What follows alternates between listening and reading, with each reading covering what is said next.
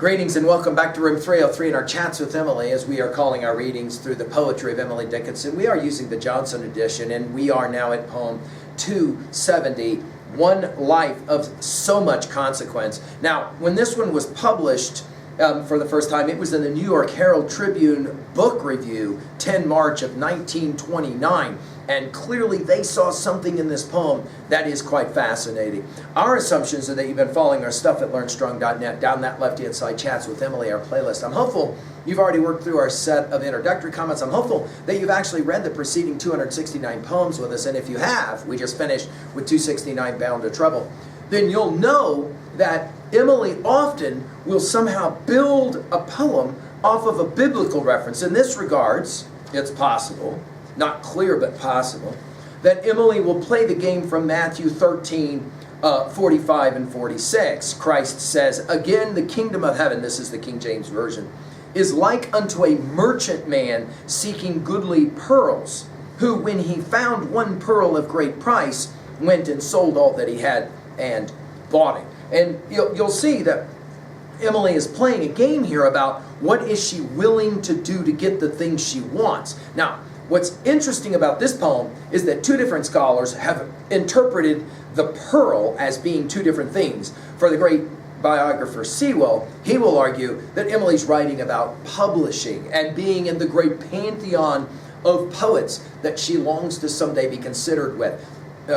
Judith Farr will actually see it quite differently, and she'll say, no, this is actually a poem about the love of her life, Sue, that she would long to have, the ideal, the pearl. It reads like this.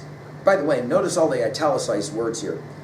"One life of so much consequence, yet I, for it, would pay my soul's entire income in ceaseless salary.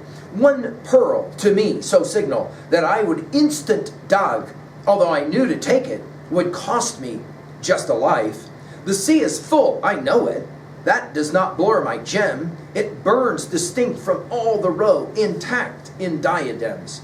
The life is thick, I know it, yet not so dense a crowd, but monarchs are perceptible far down the dustiest road."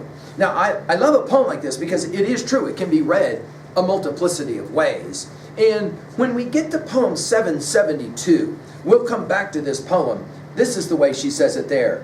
"The hallowing of pain, like hallowing of heaven, obtains at a corporal cost.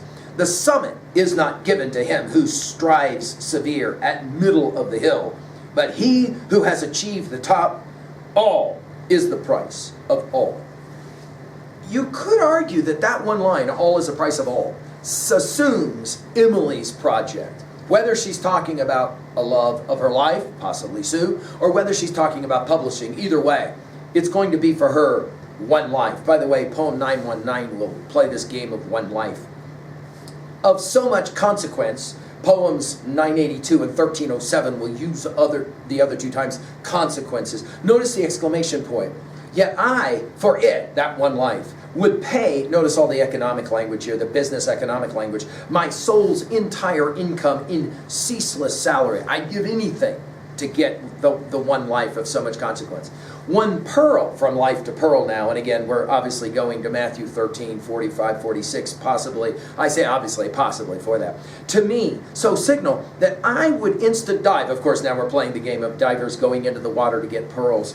"I would instant dive, although I knew," notice we'll get I know it twice in this poem. "I knew to take it would cost me just a life." I'd be willing to sacrifice my life for the thing that is the pearl of my life. What is that? Is it publishing? Is it Sue? "The sea is full, I know it." And again, obviously, you can read this poem either way, as in there are lots and lots of poets, or obviously there are lots of people that I could be in love with, but I just have the one. "That does not blur my gem." Blur, by the way, is interesting. She uses it here in poem 445 and 470. She'll do it again.